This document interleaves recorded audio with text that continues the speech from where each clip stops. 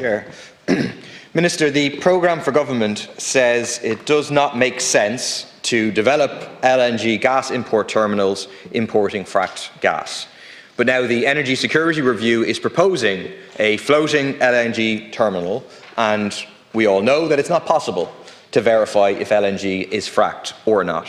Activist groups like Not Here, Not Anywhere and Safety Before LNG are vehemently opposed to this, are determined to fight against it.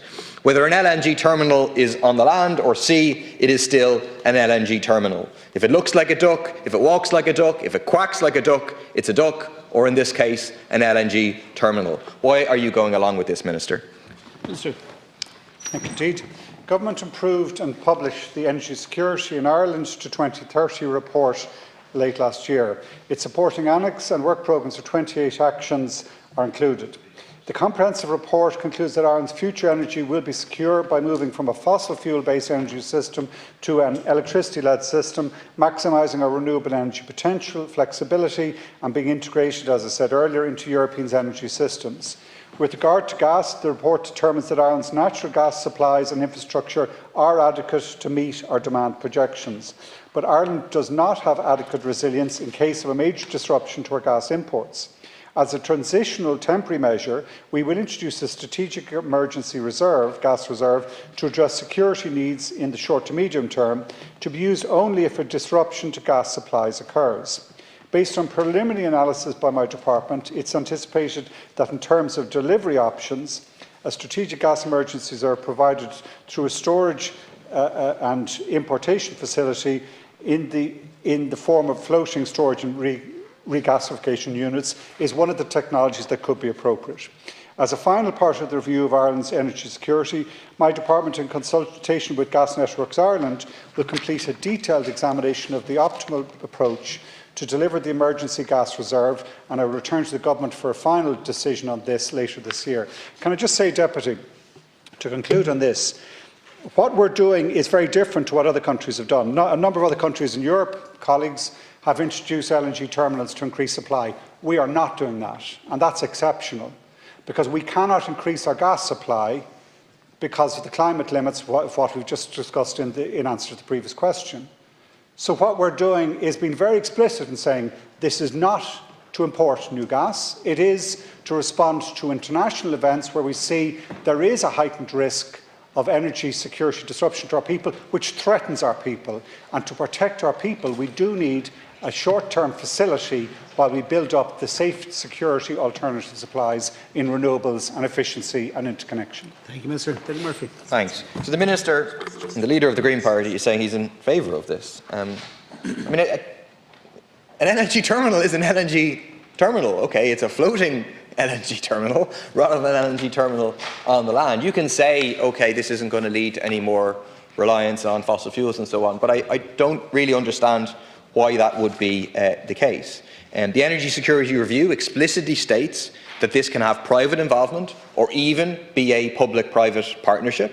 So how is this different from a commercial LNG terminal like Shannon LNG, rejected by An Bord Pleanála only a few months before the Energy Security Review was published? Safety Before LNG wrote to me to say, quote, "We moved from the moratorium on LNG terminals and the policy against fracked gas imports, which helped get the Greens into power, to a non-commercial LNG terminal, which would be state-owned, diluted down even more to an LNG terminal that would be state-controlled, to the now vague, quote, state-led LNG terminal, which the energy strategy defines as commissioned by the state."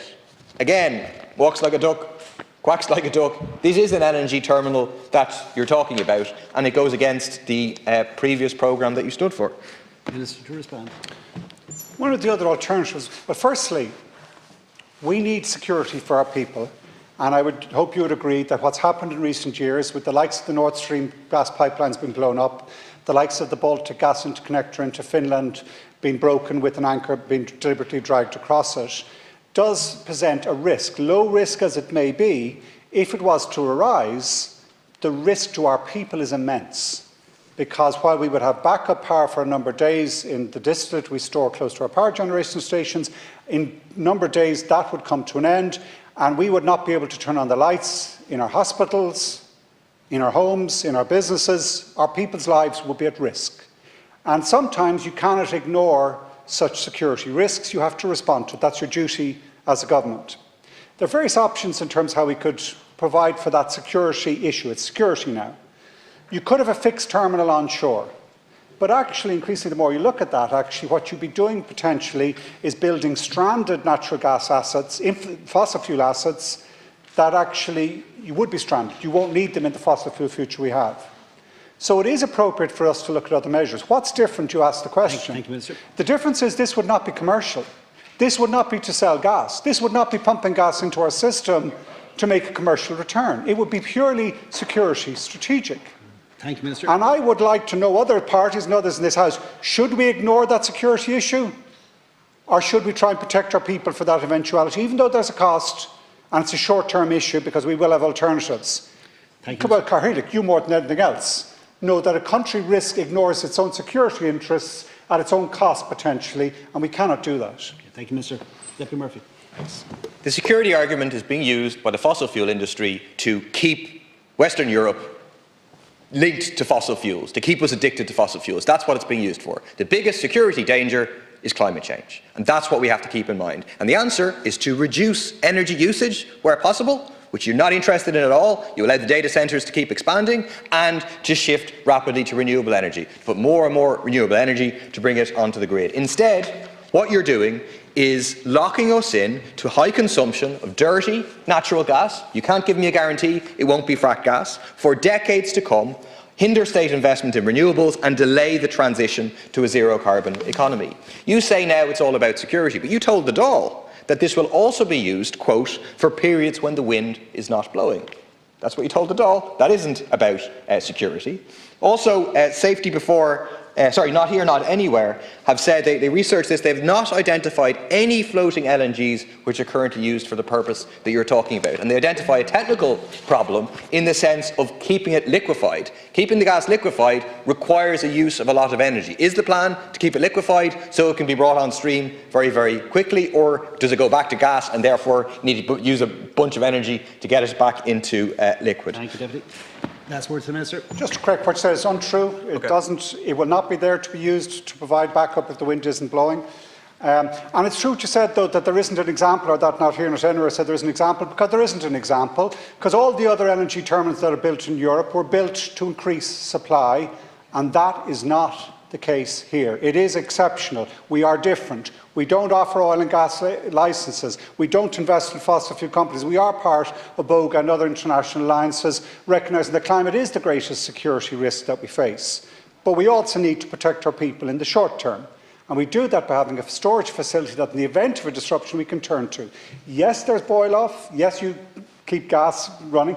Gas Networks Ireland can and will manage that, and they'll come back with the technical specifications on how you do that. So that's what the process is ongoing at the moment.